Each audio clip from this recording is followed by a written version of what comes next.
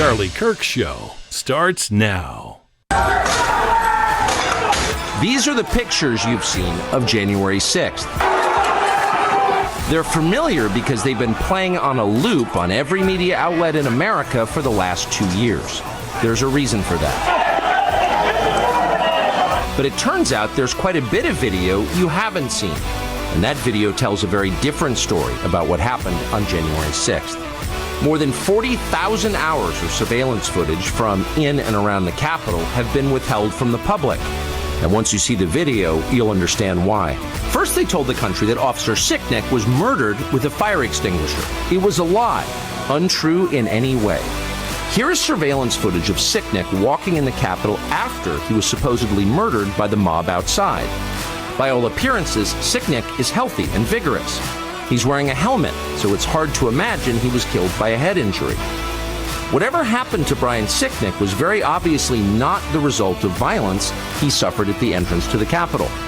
This tape overturns the single most powerful and politically useful lie the Democrats have told us about January 6th. The January 6th committee knew perfectly well that Brian Sicknick was walking normally through the Capitol after he was supposedly murdered by Trump supporters.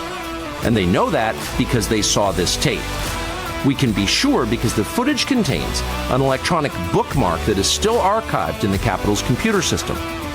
That means that investigators working for the Democratic Party reviewed this tape. They saw it, but they refused to release the tape to the public. Why? Because this tape would shatter the fraud they were perpetrating on the country. Because hiding the truth served their political interest. They lied about the police officer they claimed to revere. If they were willing to do that, then their dishonesty knew no limits. The tapes show that Capitol Police never stopped Jacob Chansley. They helped him. They acted as his tour guides. Here's video of Chansley in the Senate chamber. Capitol Police officers take him to multiple entrances and even try to open locked doors for him. We counted at least 9 officers who were within touching distance of unarmed Jacob Chansley. Not one of them even tried to slow him down. Yeah, I mean, look, obviously everybody knows, even in their heart, even those that think that, or that will say out loud that the insurrection didn't happen, they know in their heart that it did. Look, I can look at myself in the mirror. I know Tucker Carlson, he has a lot more money than I do, but it's probably much harder for him to wake up and look in the mirror. In terms of saying that we've hidden this footage, we had one of the most transparent hearings in history with the most footage we've ever shown in history. This is an attack on our government. Sean, this has been going on for years and years. Antifa are domestic terrorists, and it's time that we recognize them as domestic terrorists. And we're fed up with it. So I'm introducing my resolution tomorrow to declare Antifa domestic terrorists. In fact, I'm going to share with you a very simple story, which is that I went home one day and I said, well, why are conservatives bad, Mommy? Because I thought we were supposed to conserve things. I couldn't reconcile it. Now I can.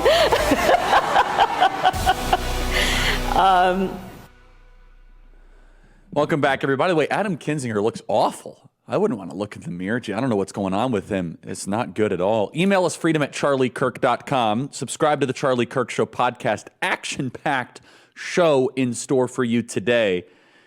I hope you all watched Tucker Carlson last evening. If you didn't, we are going to kind of play the best pieces of it, and we're going to dive into the breaking news, the lie-shattering news that Tucker Carlson broke on his program of exactly what happened on January 6th. January 6th and the reaction of January 6th was supposed to be the gateway, was supposed to be the beginning of a new national security apparatus that would come after you.